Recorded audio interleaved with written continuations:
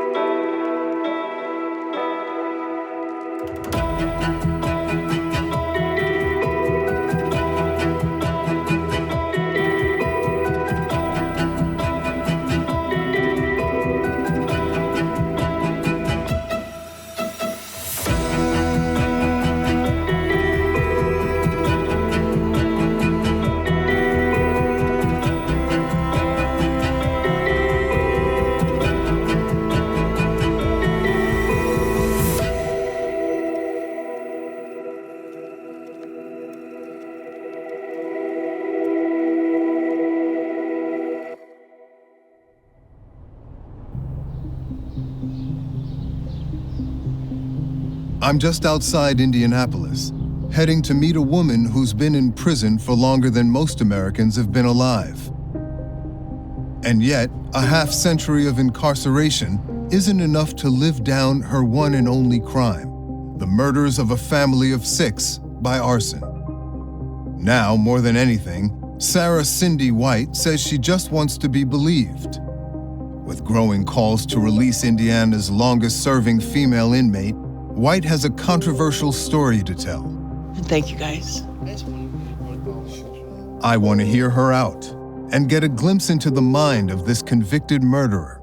Once a known liar, can she ever be believed? We're really here to understand the mindset and motivations behind your actions so long ago. It's my job to embody the skepticism of the viewer. I have a duty to probe the way you would want me to if you were on the other side of the TV trying to figure out what to think. Does that make sense? Yes.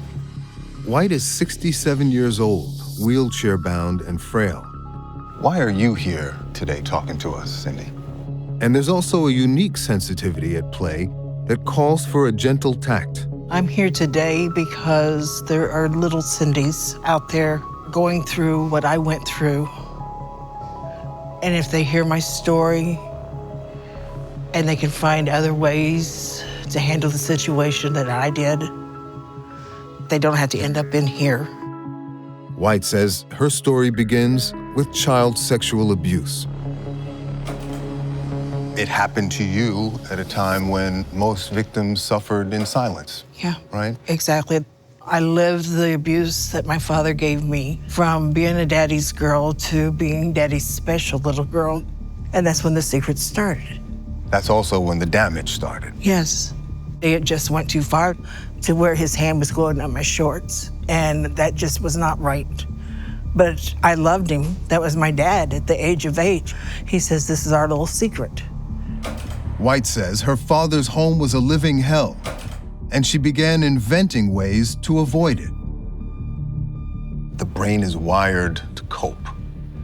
And at one point you took to pretend fainting. The weekends were horrible. You know, the cyclone would happen in the house, and he would just, and I was like, I can't do it, you know, to have a tooth knocked out, and, you know, it was just one thing after another.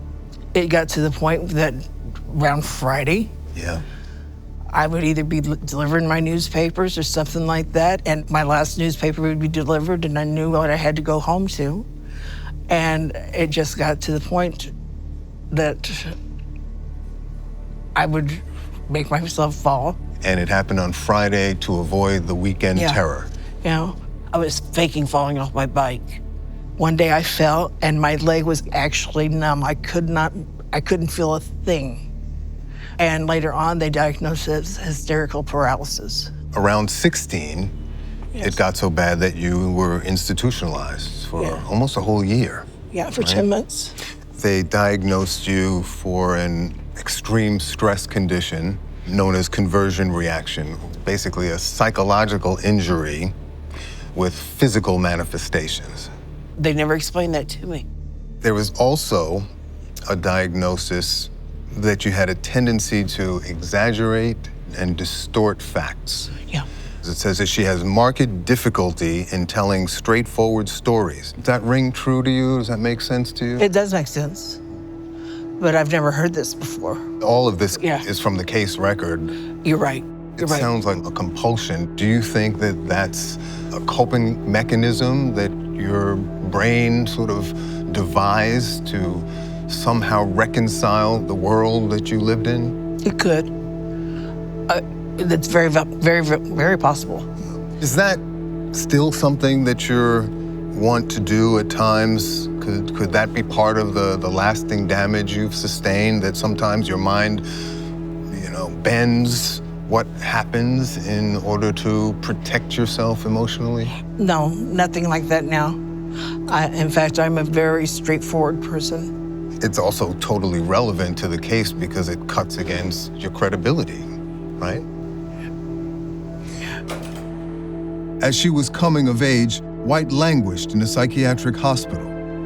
But one local family had become a saving grace, the Robersons. You had already met the Robersons. Yes, I met them on my paper route. So they watched you grow up in a way. Yeah. And in fact, they would ask me to babysit a couple of times. She says Charles and Carol Roberson had even taken her in as a younger teen, when she needed safe harbor from her own family, and she would help care for their 4 young children. At that point, by all appearances, they seemed like well-meaning, decent folk. Yeah, they were. It was fun. And it was just wonderful. And that's when I started fantasizing of Charlie, because he was being kind to me. He was, you're pretty. You know, look at you. You are a really pretty woman, you know, and I have never been told that. And so therefore, I was infatuated with him. How old were you at that point? I was 15. That's where the romantic feelings Yeah, started. they did. Even before you were institutionalized. Yes, yes. They kept in touch with you when you went to LaRue. They did. They would come see me. They would even come visit, really? Yes. White says she was finally released from the psychiatric hospital just as she was turning 18, and soon landed in the one place she'd felt safe, the Roberson home. By then, according to investigators, White and Charles Roberson were exchanging these sexually charged letters. October 1975, the month she moved in.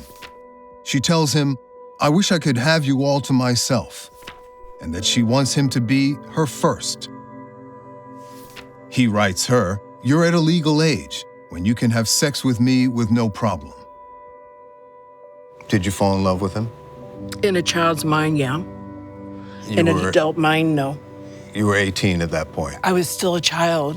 I was so damaged. And he would flirt with me and he would tell me things that everybody wants to hear. Can you describe it to me, what you felt for Mr. Roberson? I got excited when I seen him. I would giggle when he would say something, and as I think back now, it would be just, a kid thing. I didn't want sex really at the time. I just wanted someone to tell me I was pretty, to tell me that I amounted to something more than a piece of ass. You wanted love. Yeah, something that I've never received other than from the kids. Is it possible, in your damaged mind at the time, that you were over-interpreting some of these things that he would say? I don't think so. I don't think so. And then, according to you, things suddenly get very dark. Yeah. White alleges both Charles and Carol Roberson became her lovers and then her captors. It first started off with he got porn. The three of us sat there and I sat and picked with my fingers and they kept telling me, look up at the screen. Both of them. Yes.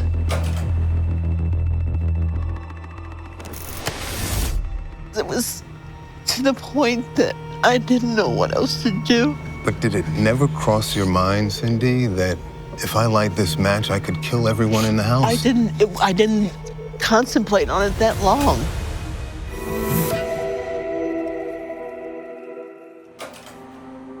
As a teenager, Cindy White was committed to a psychiatric hospital and diagnosed as prone to distort and fabricate facts.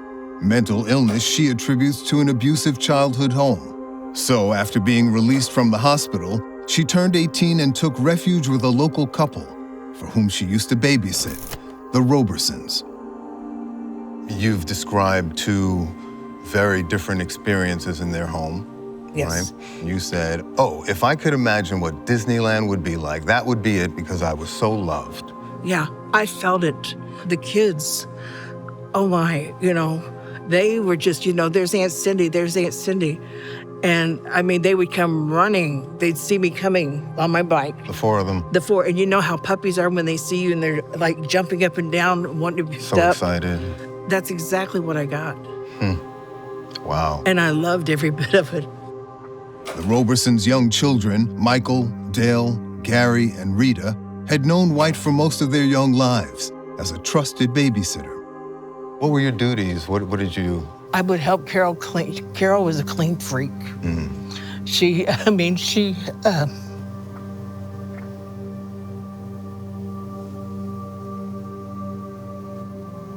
Sorry. It's okay.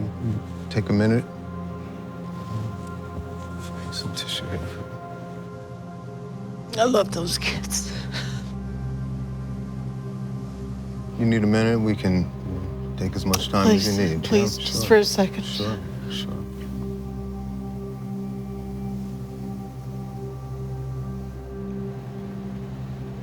All right. The kids, we would go, the school wasn't very far from the house, and I would take them at least once a day. That was their little reward for being good. And we would go and play on the recess Playground. activities, yeah. Yeah. And we'd play in the sprinkler before it got too cold. And, little kid stuff.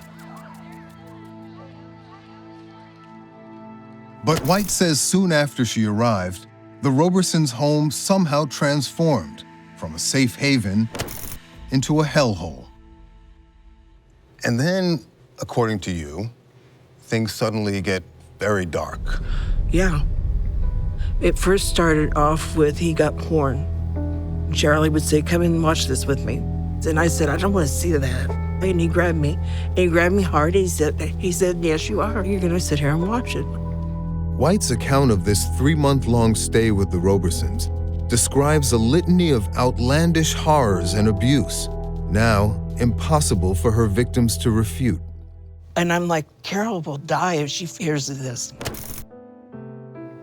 And then one day she walks in and she says, "What you doing?" And she said, "Oh, you're watching porn." And so she sat down and the three of us sat there and I sat and picked with my fingers and they kept telling me, "Look up at the screen." Both of them? Yes.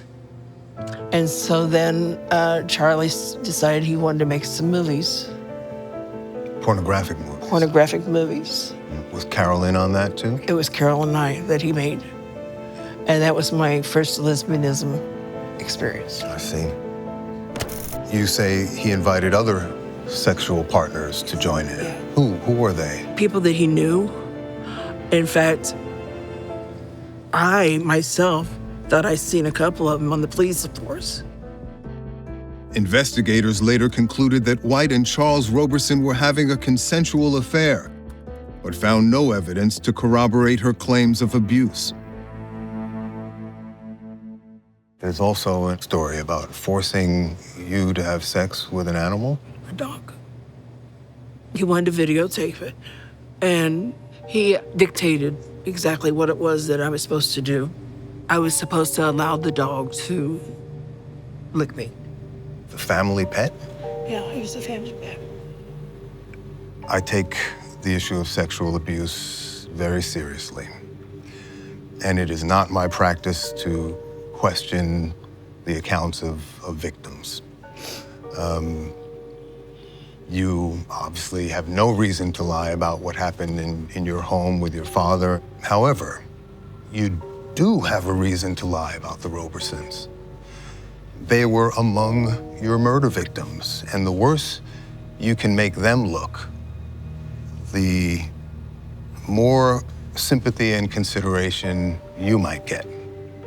Is that fair? It's fair what you're saying, but it's not the truth. I would not rake someone's name through the coals like that. I would not falsely accuse anybody of anything, especially something of that nature. Obviously, they're not here to defend or I know, speak for themselves. I know that. Right? Nor do we have any other information that implicates them in wrongdoing apart from your own accusations that came many years after the fact. At no point between your arrest and a decade or so later did you ever note for the record or even tell your own attorneys about the abuse by the Robersons. I clammed up.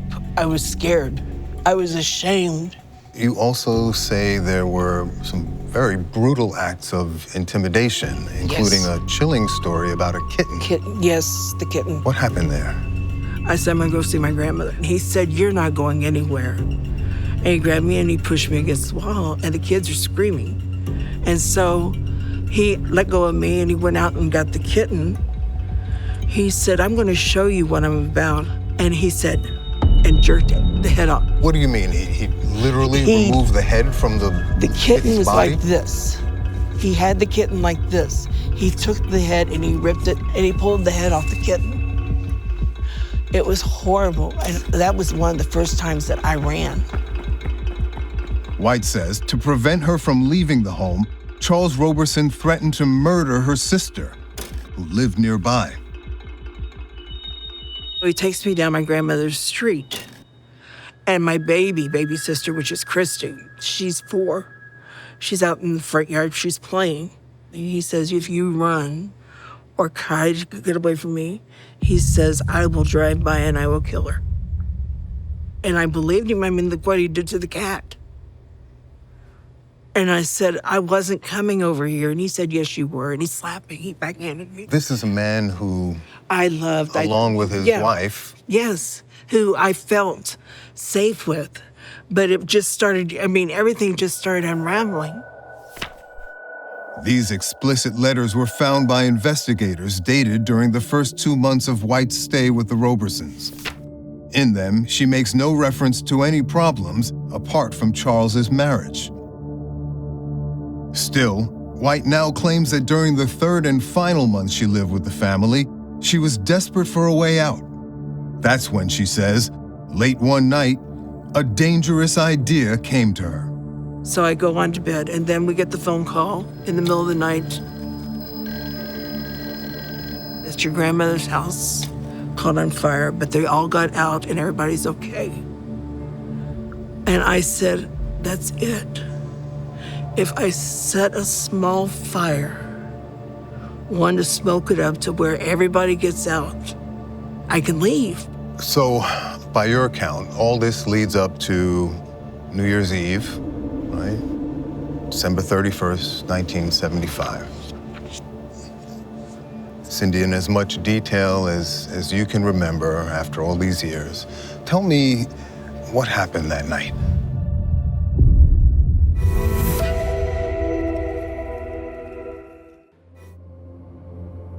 On New Year's Eve, 1975, an 18-year-old live-in babysitter crouched beside the family Christmas tree with a matchbook and a terrible idea. Asleep in their bedrooms were Charles and Carol Roberson and their 4 small children, Michael, Dale, Gary, and Rita. New Year's Eve, right? December 31st, 1975. Now, this is going back 50 years or so. How much can you remember about that period? I remember everything. You do? I do. I've got a very good memory as far as that goes. Cindy, in as much detail as you can remember after all these years, tell me what happened that night. It was below freezing, snowing, and we had went shopping, and I had gotten a pair of the footy pajamas. We had all gotten some throughout the day. And I had those on, and I got ready to unplug the Christmas tree because they had went on to bed. And I said, that's it. If I set a small fire, one to smoke it up to where everybody gets out, I can leave. At that point, that you're so desperate, you're about to light the house on fire. Yeah. Wouldn't it have been better to just walk out the door and take your chances? I couldn't take my chances with my family because he showed me what he was doing. He showed me what he was about. And I prayed to God before I struck that match. And I said, God, if this is your will, let it happen. But if it's not your will, please don't let it happen. That's not really how God works, is it? Now I know that. I know that now. When I struck that match and it went up the walls so fast, I ran to the bedroom and I got Charlie and I told him the house is on fire. God help me. We went to Gary and Sissy's room and I got them, and Carolyn went to the back bedroom and she got in there and I had Gary and Sissy and they pulled away from me and I couldn't, the smoke was so thick that I couldn't find them. So we go in the bedroom, and Carol tells me to open the window, and it was a larger window, and I tried opening it, and it wouldn't. It just wouldn't, and the smoke was, everybody was just... And she told me to get up on the top bunk because there was this high window. And she said, I'm gonna hand you the kids, open it, and I'm gonna hand you the kids. Were the kids all there in the room at that point? I couldn't find Gary and Sissy because the smoke was too thick. So I got up on the top bunk, and the next thing I know is I'm laying on the ground, and I don't know how I got out. Your memory fails. I don't know how I got out. Right at that point, you remember everything up to that point. Yes, and I want to know how I got out because it was a small window. I tried to get them out. You got yourself out the window. I fell out. I'm assuming. This is what I'm assuming. I don't know for a fact. I don't know. I can't remember. How do you explain the fact that you remember everything up to then and then everything after that? I can't explain it. I really can't. The last thing I remember is I was on the top of the bunk, Right. opening this window. And then I'm laying on the ground and I'm hearing these sirens and things like that, and I'm thinking it's a bad dream. Was there a moment at which you realized, oh my God, what have I done? Yes, I did. I was like, oh my God, they're still in there. Yes, I did. I was like, my God, what happened? What happened? I kept trying to get back in the house. I kept trying to go up there and get in the house, and they wouldn't let me, and they left me standing there. The neighbors had to restrain you. Yes. It was a lost cause at that point. Were you, at that point, racked with the feeling, I'm responsible for this? No, I didn't, not until I was in the hospital and I had a chance to just put things together. At that point in time, no. Prosecutors later argued that White set the fire when she felt jilted by Charles Roberson, then immediately abandoned the house and the family to burn. White insists that's not true. There is no way that that I set the fire and I ran around the house because I wanted to get rid of him. I wanted help. I wanted to try to remove the house so I could leave. I did not intentionally do it to hurt anybody. Let's take a minute.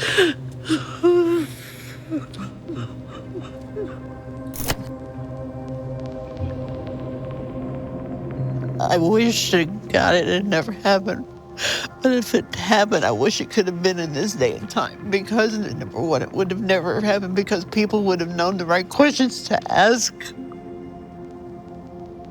And I'm not blaming them, but I am, because I done what I only thought was right. And how could I say setting a fire was right? Because it was to the point that I didn't know what else to do. Did it never cross your mind, Cindy, that if I light this match, I could kill everyone in the house? I didn't contemplate on it that long. I really and truly, David, I really and truly 100% believed that they were getting out. How could you believe that? Because I thought that I could get them out. Excuse me, but I'm up here. It's up. I know it is. And it's hard to believe that. I have no reason to lie right now. I have nothing. I'm doing life. After the blaze was extinguished, White pretended to be the miraculous sole survivor of a Christmas tree fire. Then, arson investigators found evidence of an accelerant, and she was charged and convicted of murder in 1977, all the while maintaining her innocence. In fact, for the first decade or so of your sentence, you still denied the crime. I did, because I was ashamed. I don't want to admit that I've killed, 6 people by accident. That is horrible. That's a long time to, Yes. to lie about it. Do you think your past excuses the murders? No. Do you think your past trauma explains the murders? In a sense, it shows how damaged from the age of 8 to the age of 18. If none of this had happened and none of this, I was never damaged, I don't know what my life would have been. Isn't it fair that the court set aside all of the things that you point to as kind of mitigating factors? Your trauma, your youth, your hardship, for the purpose of rendering a judgment, guilty or not guilty? Yeah. You agree with that? Yeah. I said that the prosecutor done a good job because he done his job. You're legally an adult. We're all responsible for what we do. Yes. 3 psychiatrists evaluated you during the trial and told the court that you're a pathological liar. With your record of lying and distortion, how can we believe you?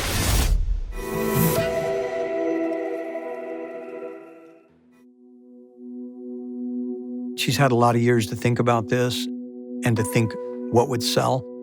Johnson County, Indiana prosecutor Lance Hamner represents the people of his jurisdiction, including 6 members of a family burned to death when Cindy White intentionally set a house fire 50 years ago. He says White's belated claims that she was being abused in the home are calculated to garner sympathy. I think there's been a lot of concern about sexual abuse of young people, but we don't see any evidence of that having happened here. What we see is that there was an affair going on, and it looks to me like she was angry when that affair ended. She could have walked away. She didn't walk away. Setting fire to a house with a bunch of sleeping people in it is not going to get you out any better than if you just simply walked away and called the police. It took her 10 years to come up with this story, and it seems awfully convenient that you've killed off the only two people who could rebut that.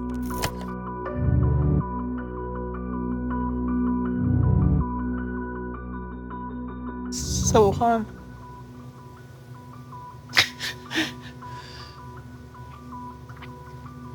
And I'm like, if one person would say, Cindy, I believe you. I feel sympathy for you, but I still don't know what to think because there's been, along the way, a lot of lying, Cindy. Consistently, it harkens back to that diagnosis, the propensity to distort and lie and exaggerate. 2 years before the fire, the police said they had a lot of problems with you, including 21 emergency calls involving you in 1973 alone.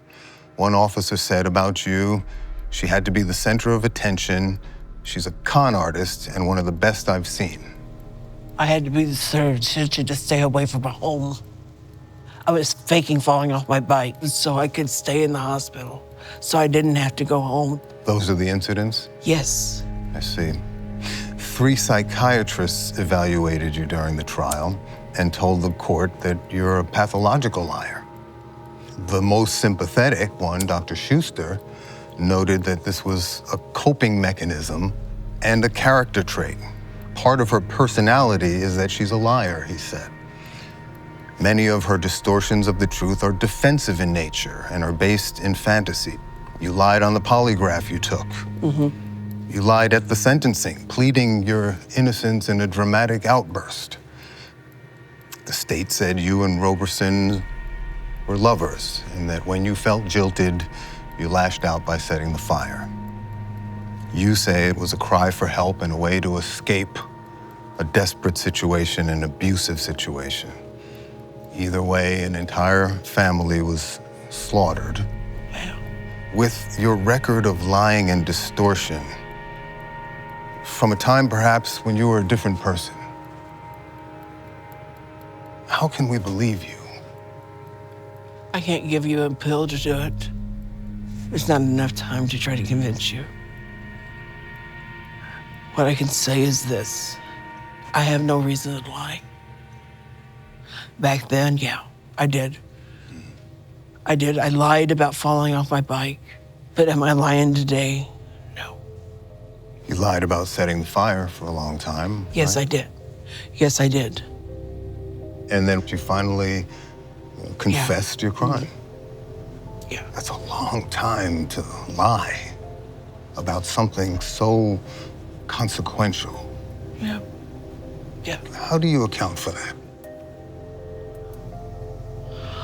Maybe if I lied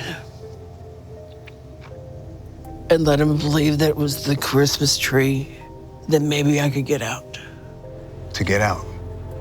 You lied to get out? Yeah. I wanted my freedom because I couldn't tell the truth right then, the whole truth.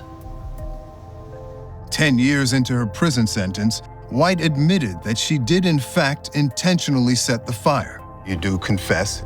Why? It was to the point that I just couldn't live with it. I got so tired of the lies because I couldn't keep them straight. I couldn't keep them straight. And from that day forward, I have never told another lie. When I admitted to setting the fire, and I knew that this is where I'm going to stay. This is, until I take my last breath. I set the house afire, not meaning to kill anybody. God knows I didn't mean to kill him.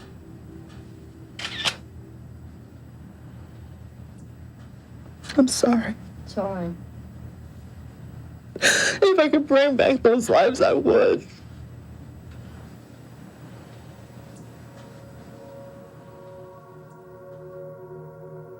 You've publicly expressed remorse, you've publicly apologized, you've publicly begged forgiveness from your fallen victims. Yes. There is one thing you've never done. You've never accepted your punishment. How many appeals and clemency applications have you made? A lot.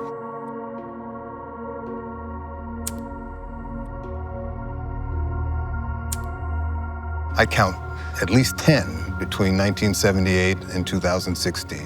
What does that say about your contrition or remorse?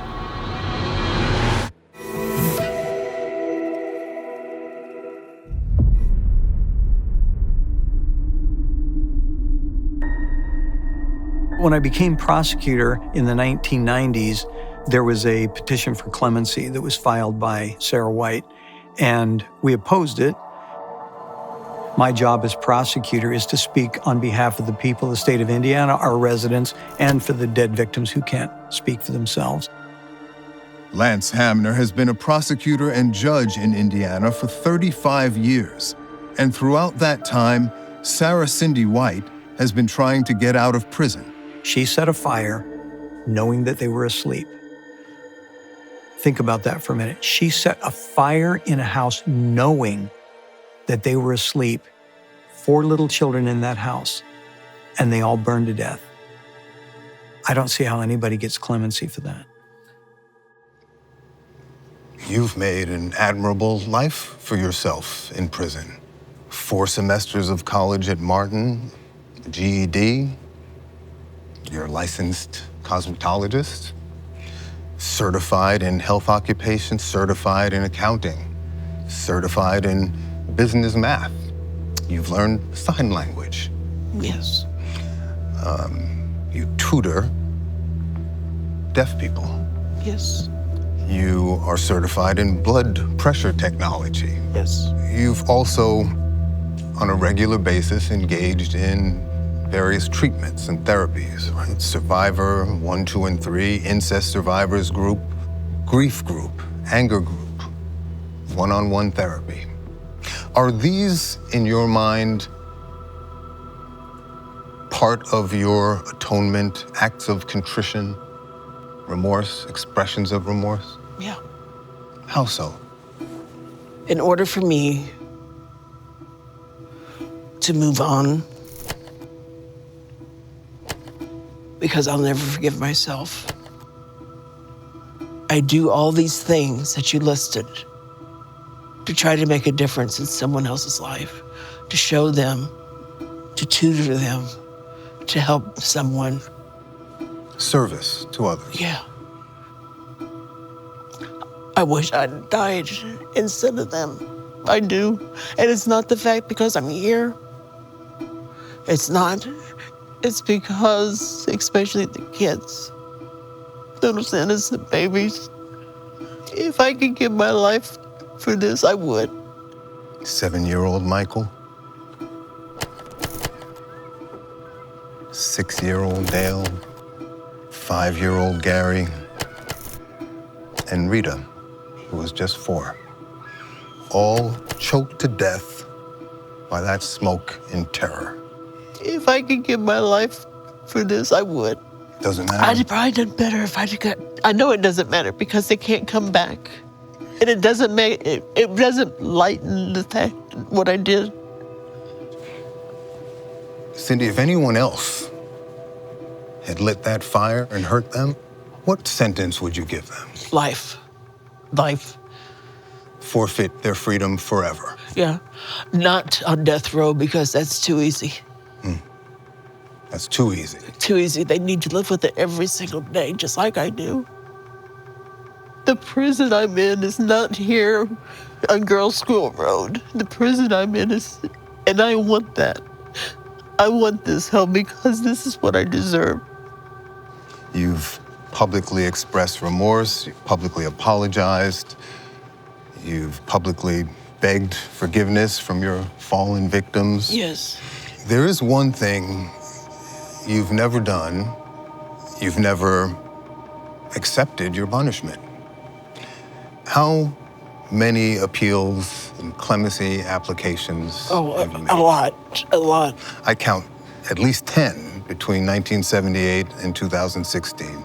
As early as 1978, you've been trying to get out after doing, what, a couple of years. So what does that tell us about your remorse? I could still have remorse and wonder what freedom is about. Remorse is accepting and grieving and dreading the thought of what you did.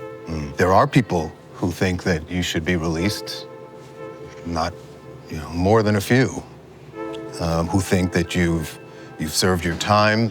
I'm doing this interview to try to help people. I'm doing this interview to stop someone before they act like I did. There are also people who believe that you do something like this, you should forfeit your freedom forever. You told me the same thing Yes. a few minutes ago, Yes. right? Would you believe you if you were a third party looking on to the story? Right today? Yeah. Yes. You would? Yes. Would you forgive you? No. Would you free you?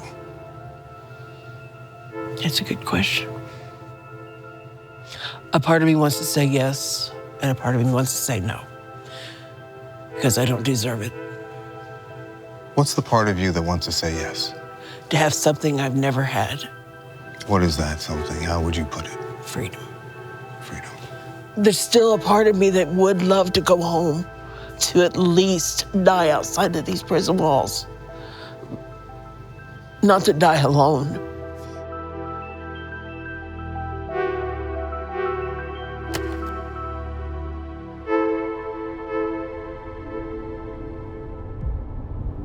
As I left the interview and drove away from the prison, I turned my back on a woman filled with lies, regrets, and pain. She told me she was still contemplating one last bid for clemency in what is now her 50th year of incarceration. Whether or not she's ever released, Cindy White will have to live and die with the burden of the 6 lives she took in that fateful decision a lifetime ago.